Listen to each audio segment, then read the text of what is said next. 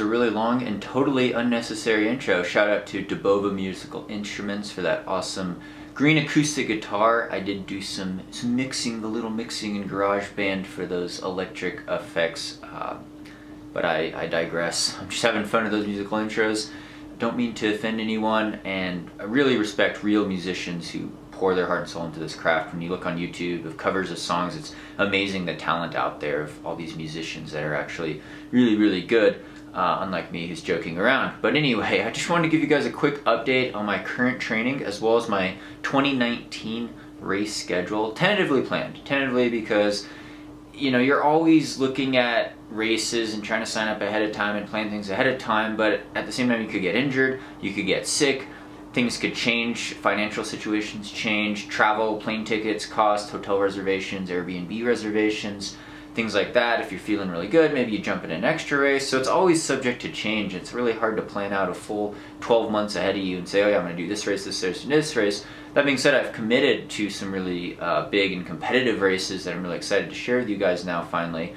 And I'll start off by saying I'm looking to probably jump in a more of a low-key 50K trail, maybe 55K in the next month or so, kind of test the fitness. Again, I was injured at the end of last year after my fall at the Otter Trail Race and doing a lot of marathons last year, 7 or 8 marathons plus an ultra, some road marathons and trail marathons obviously. But this year I want to start off with that, and then in April I have committed to the Rotterdam Marathon. It would be my second international marathon.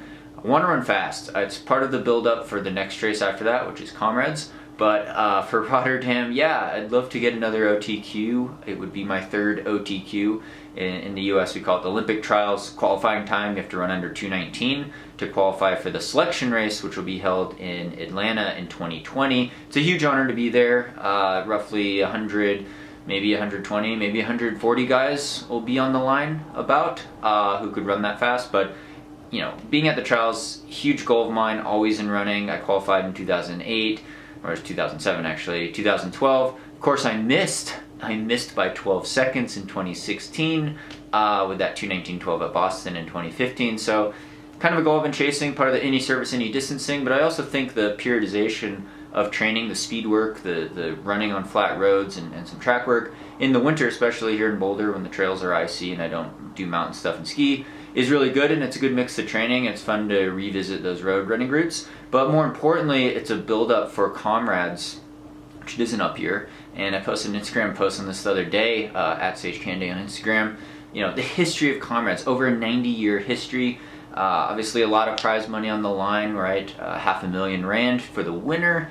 Over 20,000 runners participating in Comrades. It's an up year. I'm excited about. I'm only going to do Comrades on an up year. Probably down years too much. It's still a lot of up and down though, right? 6,000 feet of climbing, about 2,000 meters of climbing. It's actually 6,500 feet of climbing, 2,000 meters of ascent, but also a lot of downhill still, and it's all on pavement.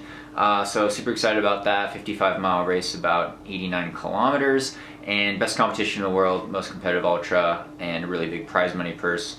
Even for the top 5, top 10 payout is really big, but it would be a huge honor to be back there. I haven't raced it since 2015. It was kind of a disaster that year. I did finish as the top American, but I wasn't proud with how I ran the second half of that race. So back to hopefully redeem myself and really look to do really well, run a good time, but also place really well at Comrades. Super excited for that. After that, I will transition into mountain running, and again, you know, I've had trouble with this transition before. I considered going really long, like UTMB again.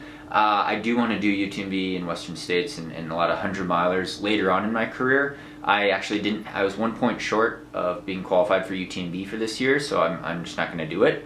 And then I also am really excited about doing the Golden Trail Series again, doing these iconic shorter distance. We'll call them shorter distance. They're, you know, marathon or random distances. Some of them are like 18, 20-mile races, but a lot of them are 42K marathon distance in the mountains. Mount Blanc Marathon, the Dolomites run in Italy. I've never run in the Dolomites before. Really excited to do that. Pikes Peak Marathon again, and maybe jump in Sierre-Zinal again as well. I love these classic races. It would be my first time though racing in the Dolomites of Italy if I keep going with that schedule and trying to get enough points to be top 10 there. It's a huge honor last year to go on the final of the Golden Trail Series, the Otter Trail Race in South Africa. This next year it'll be in Nepal, in the mountains, if you qualify, but the competition's fierce. The Golden Trail Series is super competitive, super exciting race. It's great to see top runners from all around the world converge on these iconic courses, and I really like to test my speed because I figure with my mountain ultra running career, you know, I'm in my early 30s now, but I still think you could be really good at 100-mile distances in your mid to late 30s or even early 40s. And so I feel like as I get older, I'll transition up to more of the 100-miler stuff. But right now I still want to burn some speed, so to speak, still do the marathon, still mix it up, because you never know. But that's kind of the idea and part of the mindset. Plus the Golden Trail Series is a blast. I love meeting fellow competitors that I could call friends now and getting to know new people, because you keep seeing the same crowd of elite fast runners at these races, and so that's kind of part of the draw of doing the series, as well as all the travel benefits obviously, and the prize money as well is quite lucrative, but the competition is really top notch in these Golden Trail Series races. So that's kind of the idea. After that, depending on how things go, maybe another road marathon, maybe 100 miles on the track or 100 miles on a trail. That would be in November or December after that. So up in the air still with how the season goes, but that's the general plan. And again, I can't thank you guys enough for all your support on here. There will be more of a road focus, I guess, this winter with the OTQ series coming back, training for comrades, all part of that build up. You know, it's a good turnaround, I think, between Rotterdam and then comrades is in June. So it's a lot of extension and doing some faster road running workouts, but also getting in that vertical still, and then transitioning to runnable. Well, some of the Golden Trail Series races are really, really technical, but a lot of them are also, you have to run quite fast because they're 42K or 26.2 miles in distance or less, and you still need that high, you know, VO2 max type of power, lactate threshold type of power and turnover in your legs. You're actually running really fast. So that's the idea. Again, I do want to go back to UTMB one of these years. That race really inspires me. Western States, it's a net downhill race. I'm not particularly fond of net downhill races. Like I said, I probably wouldn't do comrades on a downhill year either, because I'm really bad at runnable downhills, but runnable uphills more of my strength, and that's what I want to focus on, especially at this stage in my career. But that's kind of just my mindset.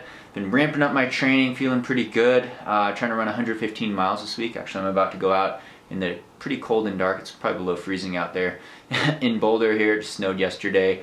With my headlamp on, put in another 10K run, make it 115 miles for this week. I think that's about 185 kilometers. I might be off of that conversion. So it's getting the mileage back up there, consistent high mileage, but also adding in some speed work, high intensity hill running repeats, and even some treadmill stuff when it gets really snowy here, but also traditional speed work embedded in long runs, doing like kilometer surges or a timed interval fartlek. I call it fartlek. It's really a timed interval. It's not true fartlek, but you know, 3 minutes faster, 2 minutes steady, or 1 kilometer alternating kilometers, things like that. Up tempo runs, 10K to 12K type of range. Up tempo runs at a little slower than marathon pace, but then getting down to actually faster than marathon goal pace, which of course is 5:17 per mile or 3:17 per kilometer pace, to get that OTQ and run under 2:19 hopefully again. So that's the idea, and a great transition to the comrades and the mountain races later in the year. But thank you guys. Because of the Patreon support, I'm able to afford a new GoPro camera. GoPro Hero 7 is what I'm gonna get. I've been filming with the GoPro Hero 5, which is great. Now I'll have 2 GoPros, so multi-camera angle action. The GoPro 7, I think the image stabilization is going to be really, really good.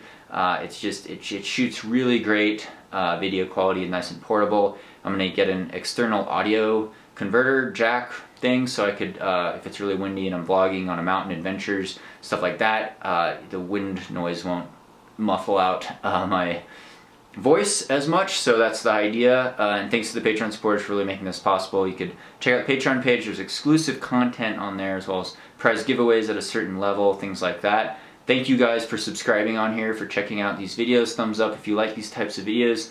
Again, you could follow me on Instagram at Canaday and Twitter, and check out our coaching website. Coach Sandy and I sell training plans at sagerunning.com.